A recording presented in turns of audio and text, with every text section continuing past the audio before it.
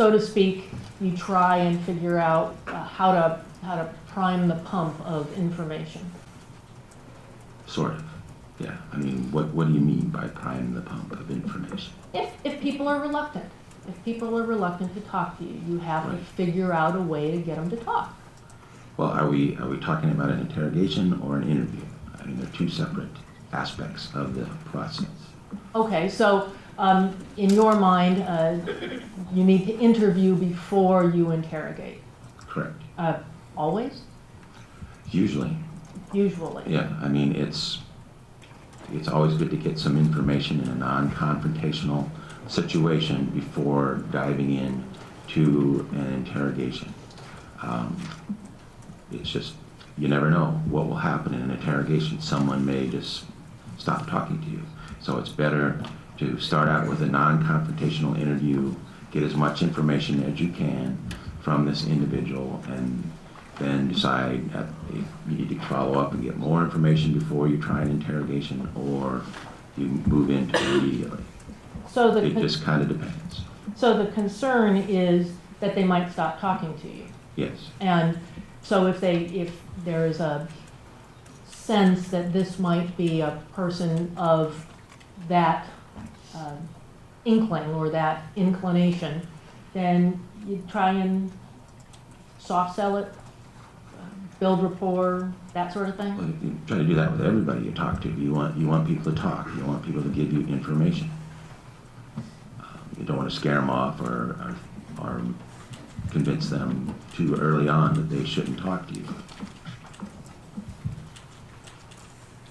You've interrogated young suspects, right? Yes. Do you recall a young woman named Rochelle Waterman? Yes. And the interrogation that you conducted of Miss Waterman was, so to speak, very aggressive. Well, bear in mind that she was interviewed twice before over a period of a week, and then the third contact with her was an interrogation, by which time we had, she admitted to us to lying to us in the second interview about a number of things. So we were, expecting that she wasn't going to be forthcoming. But yes, it was an interrogation the third time we talked to her. And one of the things that was particularly relevant to you was the lying. She had lied in the past, yes. Right. And that's, as an investigator, that's a pretty strong indicator to you that somebody's got something to hide. Usually, yes. And so that's one of the ways that you go at a suspect who has lied to you. What do you mean by go at them? Interrogate. You become a little... You obviously use what you know when you're talking to somebody, when you're interrogating somebody, and you'll confront them with it. So look, you lied to us about this in the past. Why should I believe you, what you're saying to me now? That would be a method. That was not how you actually spoke those kinds of words to Miss Waterman, though, was it? Well, it's been a while, so I don't remember exactly how it flowed, but we interrogated her. And to the point where she was weeping openly. Your Honor, what's the relevance of this question, please? Your response? The detective or the investigator has offered a critique of some of the tactics used in the interrogations or the interviews in this case. It is not a one-size-fits-all world, and this investigator knows that as well as anyone. So you're offering this to show that what? To impeach to impeach the direct that he would have approached these interviews or interrogations differently. The interrogations or interviews of the witnesses related to this case? Yes. Okay. Right. Overruled. Ms. Waterman was openly weeping during your interrogation, was she not? Yeah, but I think she was faking it first, but that's my perception of it. Absolutely, and so you weren't buying it, were you? No, And when you're not buying it as an investigator, you hone in on what you think is the fraud, don't you? yes, Okay, and you would advise any investigator who thinks that they are being lied to hone in on the lie. not on the initial interview, no. Oh, not on the initial interview. Okay. You would wait time. Well, they're 3 hours into this interview. They have no physical evidence to tie Vent to this crime scene or to Hartman, and they're engaging in interrogation tactics. And their tactics are more of a acid test approach, not a information gathering kind of interview. Okay. Yeah, there's nothing wrong with being firm and certain about an interrogation if somebody you believe is lying, but you got to have some ammo in your can before you do that. You have to have some knowledge of the case to be certain of it. And so that's why when Detective Ring comes back for the second interview, he starts out with a pretty soft interview about, you've been lying to us about Mike Williams and James Ludecker. Yes, he confronts him with those people, yes. He does it fairly softly, doesn't he? Does it fairly softly with everybody. Is this Mr. Freese's interview? Mr. Benson. Mr. Vance? I mean, there's no yelling or screaming in any of his interrogations with these people. I mean, he's just talking to them. In fact, he's pretty patient with them, isn't he? That's a matter of opinion.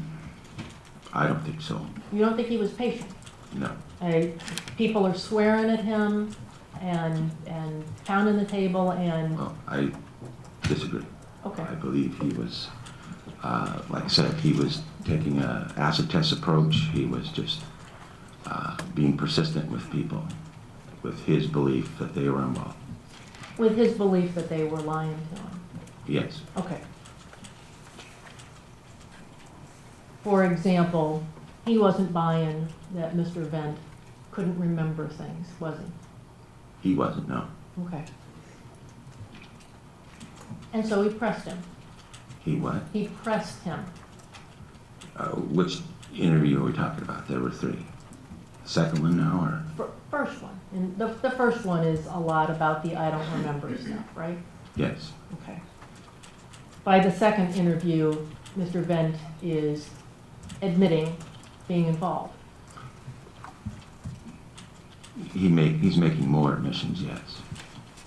He's making more admissions. About being in something, being in a fight, who he might have been with that night. Do you recall early on in the conversation, that second conversation, Mr. Vent saying, I'm not really sure why it happened? Believe so, yes. Okay. That would be at page 6 of that conversation, 000258, counsel. Do you recall that he said, I was just there, I was drunk, man? I believe that was one of his statements without being able to look at the transcript. I couldn't say for certain.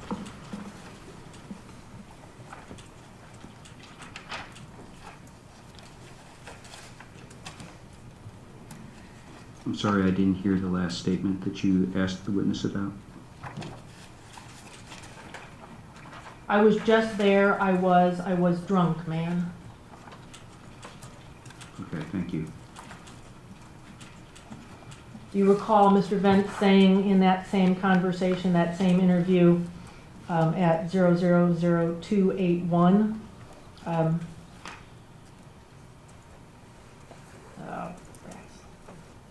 I admit being there when he got beat up, but I ran. I told you I ran. Yes. Okay.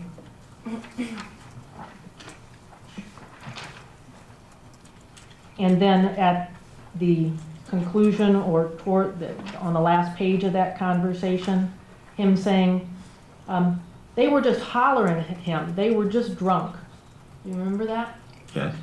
And Detective Ring, who hasn't been talking about hollering, said, what were they hollering at him? He asked, right? I Again, without being able to look at the transcript, I can't say for sure. May I approach that? Sure.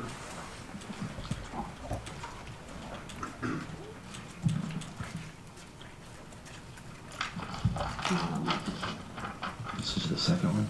This is the second one. Okay.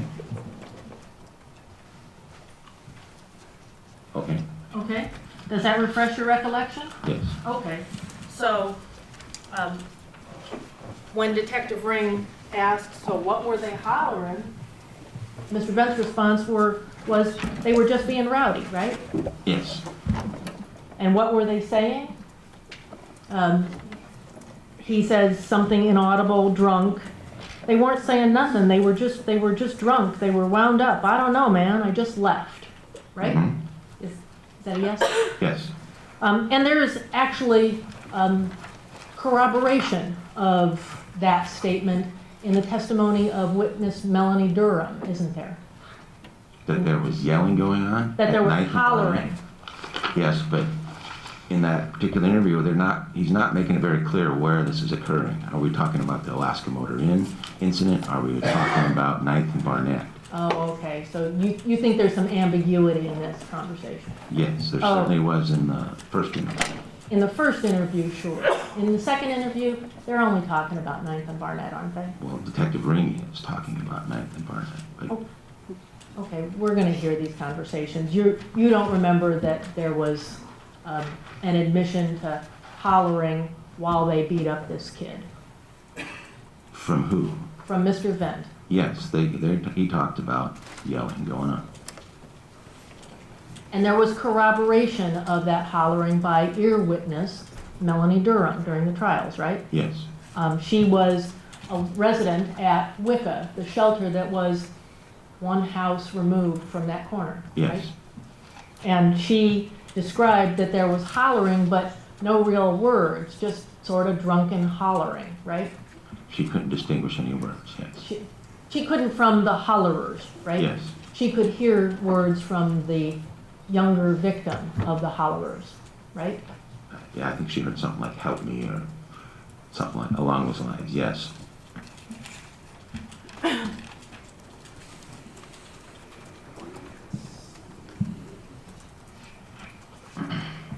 Did you read the trial transcripts in these cases? I looked at bits and pieces of them, I didn't read them end to end. In fact, you didn't even ask for them until August of 2014, right? Yeah, that sounds about right, around there. Even though they'd been digitized from the first month of the assignment. Yes, Okay. You did not read Mr. Holmes's trial transcript either, did you? his trial transcript, no. No. When you went down to interview him, that was available to you, right? His Trial the transcript? 2002 murder in California, you mean? Yes. No, I did not read that beforehand. It was available to you, wasn't it? Yes, Okay.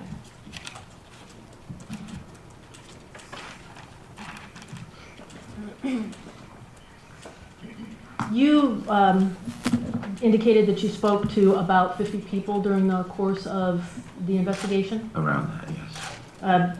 About 20 of them were in the first 2 months, right? Sounds about right. Without going through the report again and checking things off, I couldn't say for absolute certain, but And we talked to a lot of folks. you talked to a lot of folks, 2 of you over 15 months. Yes, So if we did we can do the math ourselves. It's 1.5 people per month. well, 2 of those months I was involved in a trial in Juneau, so I was out of the loop there. So I wasn't available. A lot of the people we needed to talk to were in the Fairbanks area, which necessitated a travel, or people were out of state, so it wasn't particularly easy to find people and talk to them in, a large number in a short amount of time. 15 months is a short amount of time? No, I'm just saying, if we come up to Fairbanks for a week to try to find 5 or 6 people, we may only found 3 of them, and then we have to go back. I mean, these people are still up here. We'll have to come back at a later date to try and find them. You talked to an awful lot of folks over the phone, though, didn't you? Quite a few. One of those folks that you talked to was Theo Wallace, Jason Wallace's father, right? Yes. Talked to him for about 10 minutes, right? It wasn't a very long interview. I don't remember the exact time. One of the things that Mr. Wallace told you was that his son had a car during the relevant period in high school, right? I don't remember that. I'd have to look through the interview again to be sure. And if Jason Wallace had a car during the relevant time, that would be an important piece of information to know, right? Potentially, yes. Did you ever research Jason Wallace's cars? No.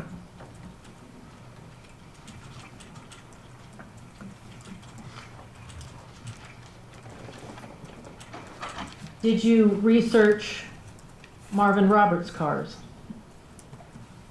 His cars, Cars. plural? Plural. No. Okay.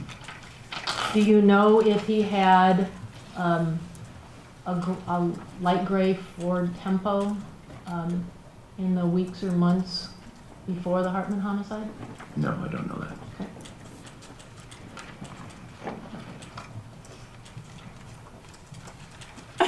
There were several, I'll call it degraded tapes in the FPD tapes amongst those, right? Yes. Given the passage of 16 years, did that surprise you that some of the tapes would be degraded? I mean, it's a long time for cassette tapes, yes.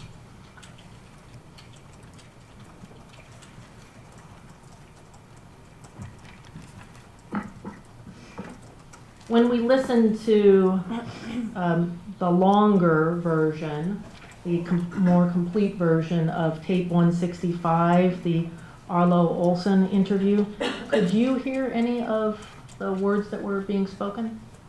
A few snippets here and there, but mostly Detective Ring.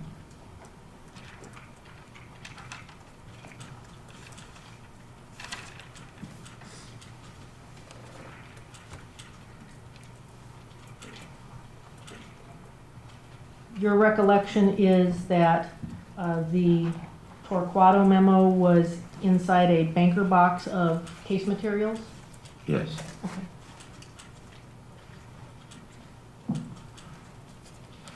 You talked a little bit about latent print examination and that there were no prints on Marvin Roberts' car except from a brother, something like that? As I recall, there was a bag full of CD cases. I think it was found in the trunk, and there was an identified print there that belonged to a relative of Mr. Roberts.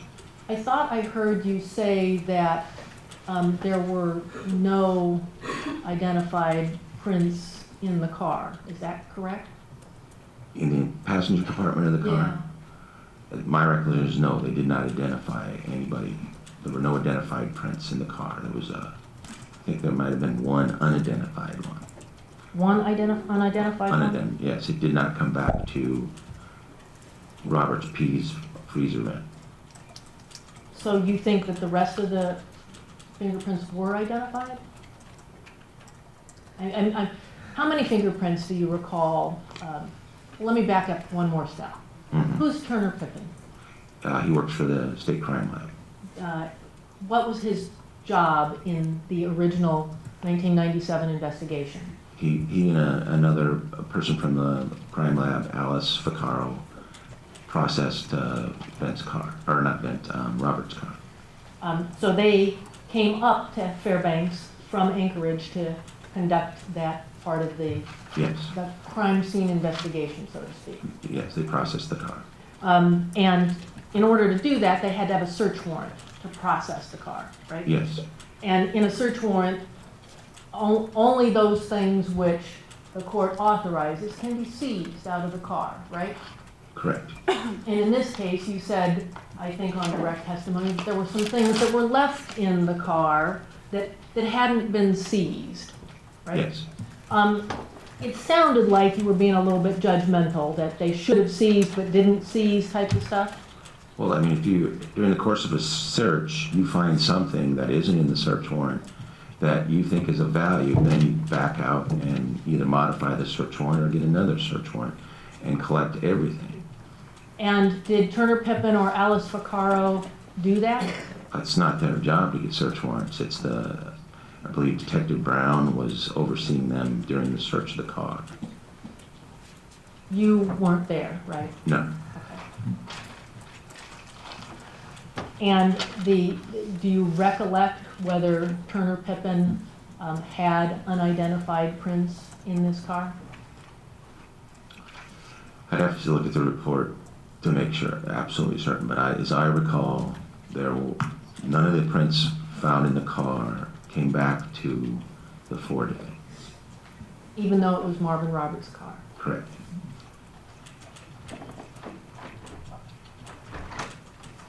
You're aware that during his examination of the car, Turner Pippin found a corduroy imprint on the hood, right? Yes, Unfortunately, that wasn't photographed, was it? no, was not. And over the passage of time, that imprint either was dusted over or leaked on or somehow obliterated. Yes, Because you, 17 years later, went to the indoor secured storage building of the FPD and took a look yourself. yes.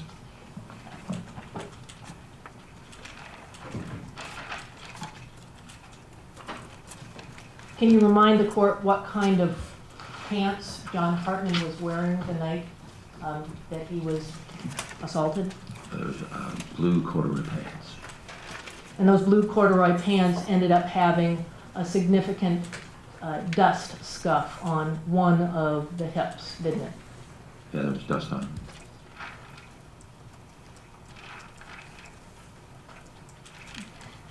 You were asked about a witness named Margaretta Hoffman. Correct. You were aware of a statement in 2014? From her? Yes. Yes. Were you aware of a statement in 2011 from her? No. You don't recall the recording that Detective Nolan kept of a telephone call from Margaretta Hoffman? No. I don't think I heard of that at all. And you described that her conversation didn't lead to any leads, did it, No. in your estimation? Correct. She named some people that could be talked to, however, Yes. including Mr. Roberts' mother, Yes. stepdad, Yes. uncle. Correct. You didn't choose to go interview any of them. You didn't tell us to go interview him. And you only did what I asked you to do? Well, as I said before, your instructions to us were pretty vague. Sometimes we would discuss things, sometimes we did things on our own. There was never any clear direction given to us by you. You were the one that asked us to interview her. We did. We came back and told you what she had to say, and there was nothing else from you about that we should talk to these folks or not. Did you suggest that these folks be talked to? Do you? No. No. Veronica Solomon, you had some leads with regard to Veronica Solomon too, didn't you? In terms of what the information she gave us? Yes. And what do you mean by leads? I mean, You could have checked the cab sheets, for example. in terms of, I thought that had been done already by FPD about where she was or where the cabs were that night. But I didn't do it, no. No, you didn't go look at the cab sheets, even though the cab sheets are part of the original evidence in the case, right? Yes. And apparently, you discounted her description of where the car was parked at the corner, the northwest corner of 9th and Barnett. What do you mean by discounted? I'm sure she saw what she saw, but whether or not this is related to the assault on Hartman remains to be seen. And one of the ways to determine whether she was at that location on that night might have been to double check her cab sheets, right? Well, I mean, it would kind of show fares. I mean, it wouldn't show for certain what time she drove by the intersection of 9th and Barnett on that night, but it would certainly show that she picked up somebody and dropped them someplace else that time, but it wouldn't show the exact time she passed through that area.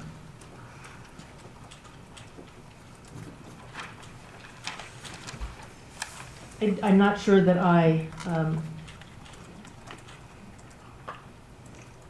Investigator Dahlke is the person who did the first re-search of Mr. Roberts' car, right? Yes. The what search? The second search, I called it the re-dash search.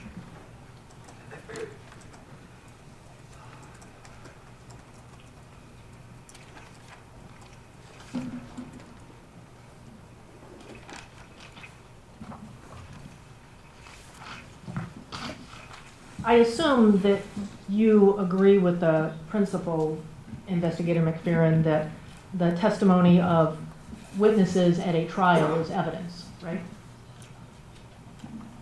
The testimony of witnesses at trials is evidence? Yeah, Yes, sort of a basic jurisprudence type proposition, right? I suppose, yes. And you believe in the jury system, do you not? Yes, And there were 3 jury trials in this case, correct? yes, And 36 jurors unanimously agreed, apparently, that there was evidence that the 4 defendants were at the corner of 9th and Barnett, correct? yes, You concluded otherwise. yes. Okay, thanks.